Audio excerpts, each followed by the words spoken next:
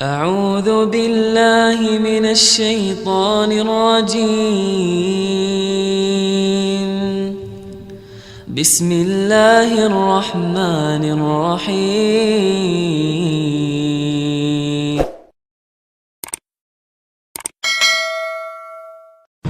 Apakah cukup kita berhijrah, kemudian kita jalan di tempat? Orang-orang yang berusaha untuk memahami agamanya, maka dialah orang-orang yang dikehendaki kebaikan oleh Allah Subhanahu wa ta'ala. Kenapa dalam urusan beragama kita suka asal-asalan? Kita asal comot, kita asal mengambil tanpa memperhatikan siapa yang kita ambil ilmu agama. Kita perlu untuk memahami agama kita ini dengan baik, dan perlu bagi kita untuk terus menuntut ilmu. Apa sumber ilmu yang benar? Memahami Al-Quran dan Sunnah dengan mengikuti penjelasan para sahabat. Ini masalah kehati-hatian, bukan masalah fanatik. Dalam masalah ustadz, ya, memilih rujukan ilmu agama kita juga demikian. Kita harus hati-hati. Setelah hati-hati pun, kalau misalnya kita mendengar ada ucapan ustadz tersebut yang menurut kita tidak sesuai dengan dalil, kita tinggalkan perkataannya. Kita tidak boleh fanatik, tapi kita harus hati-hati dalam memilih rujukan ilmu, ya. Kalau Bapak berkata ambil baiknya buang buruknya, saya katakan ucapan ini benar sebetulnya. Cuma masalahnya apa kemampuan Anda untuk bisa membedakan ini baik, ini benar. Apakah setiap orang yang membawakan dalil dari Al-Quran dan hadis pemahamannya dijamin benar? Belum tentu. Rasulullah mensifati orang Khawarij. Tadi Ustaz Abu Qatadah Al-Fadil telah membawakan tadi tentang sifat orang Khawarij. Orang Khawarij itu kata Rasulullah apa? Membaca Al-Quran dan menyampaikan hadis-hadis Rasul. Tapi Rasulullah mengatakan apa? Mereka melesat dari agama. Sebagaimana melesat apa? Panah dari buruannya. Kok bisa mereka membawakan Al-Quran, membawakan hadis, tapi kok melesat dari agama? Kata para ulama, karena kedangkalan pemahaman mereka. Kalau antum mau mencari ilmu di media sosial, wajib selektif. Wajib selektif. Tidak bisa antum punya kaidah begini, menuntut ilmu dari siapa saja. Salah. Ini kaidah tidak ada dalilnya, Pak. Kalau ada orang berkata, tapi kan ada seorang sahabat yang mengatakan, undur ma qala wa la tandur man qala. Lihat apa yang dia ucapkan, jangan kamu lihat siapa yang mengucapkan. Saya katakan betul kalau itu dalam bab nasihat. Kalau ada orang yang ngasih nasihat sama antum dan nasihat itu benar, ambil. Kalau iblis datang ke antum, kamu jangan berzina, terima enggak? Terima enggak? Terimalah.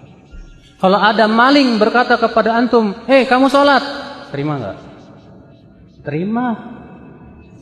Tapi kalau nuntut ilmu, enggak boleh pada sembarangan orang. Bolehkah kita mengambil ilmu dari ahlul bid'ah dalam hal muamalah selain akidah?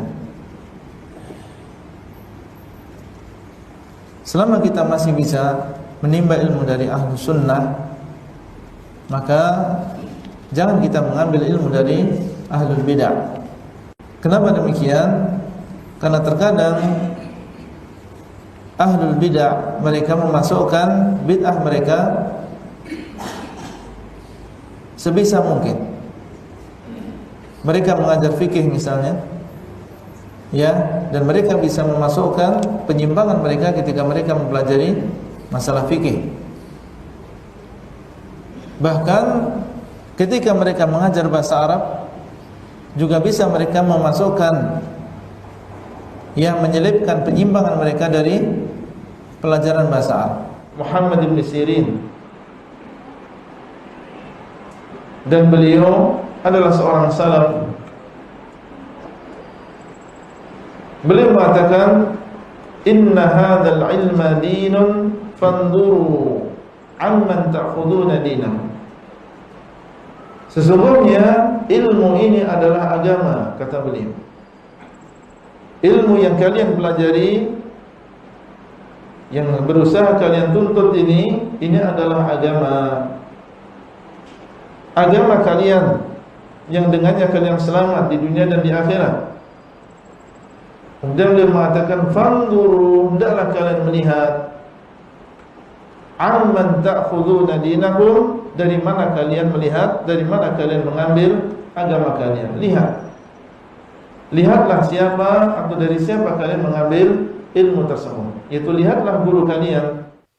Apa nasihat antum Ustaz kepada sebagian dari kita yang banyak mengambil manfaat ilmu-ilmu keislaman melalui sosial media, sementara mereka sendiri belum memiliki ilmu yang cukup untuk bisa menyaring? Tatkala seorang tidak memiliki ilmu yang cukup untuk menyaring, maka dia harus menyaring sumbernya. Dia harus benar-benar ketat dalam menyaring sumber ilmunya. Misalnya, kira-kira orang ini yang kita dengar pantas nggak diambil ilmunya. Kalau dia tahu pantas, maka silakan dia dengar. Kita manfaatkan media sosial untuk mendengar ceramah-ceramah di YouTube dan media sosial yang lainnya. Tapi kalau kita ragu, kita tidak tahu tentang keilmuannya, hanya terpukau dengan retorikanya atau terpukau dengan cara penyampaiannya, maka ini kesalahan yang sangat fatal. Ya, kesalahan yang sangat fatal. Karena itu agama. Dan ilmu itu agama dan harus orang hati-hati. Inna hadzal ilma din, fanzuru amman ta'khuduna dinakum. Sesungguhnya ilmu itu adalah agama, maka lihatlah dari mana kalian mengambil agama kalian. Kita saja kalau berobat pilih-pilih dokter, kita kalau saja belajar bahasa Inggris pilih-pilih guru, ya apalagi belajar ilmu agama, ya. Kita bergaul dengan orang dengan cara yang baik. Ya, kita bergaul dengan siapa saja, tetapi untuk mengambil ilmu kita harus selektif. Ya, karena ilmu tersebut akan bercokol dalam diri kita dan menjadi sumber keimanan kita. Nah, kalau ternyata salah beriman, salah berkeyakinan, salah memahami hukum, nah ini berbahaya. Maka tidak mengapa mengambil ilmu dari media sosial, dari YouTube dan yang lainnya, tapi harus selektif benar-benar dalam memilih sumber narasumbernya. Karena sekarang semua orang hobi berbicara. Orang bisa bukan tidak berilmu kemudian diviralkan, ditenarkan. Sangat mudah sekarang, ya. Bahlul jadi dai bisa, ya. Oleh karena seorang hati-hati, dia harus selektif dalam narasumber. Kalau dia sudah selektif, silakan dia menuntut ilmu dan tidak ada yang maksum. Siapapun ustadznya tidak ada yang maksum. Ini ada pertanyaan tentang bagaimana menyikapi ustadz-ustadz, ya. Kita ini memang menuntut ilmu tidak sembarangan. Karena kalau kita salah menuntut ilmu, akhirnya jadi ISIS, jadi Qadianiyah, jadi Ahmadiyah, jadi Islam Jamaah, jadi Syiah, jadi macam-macam. Rasul sallallahu alaihi wasallam mengatakan al-mar'u ala dini khalilihi. Orang itu agamanya ikut agama temannya. Teman, apalagi ustadznya.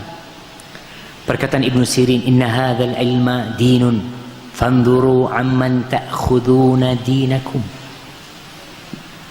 Ibnu Sina Abdullah bin Mubarak dia mengatakan ilmu ini agama loh. Kalian lihat kepada siapa kalian belajar agama kalian. Gak gampang-gampang. Memang kalau dikatakan ente ngajinya pilih-pilih ustaz, ya memang harus milih. Kalau sembarangan akhirnya jadi aliran-aliran yang kayak gitu.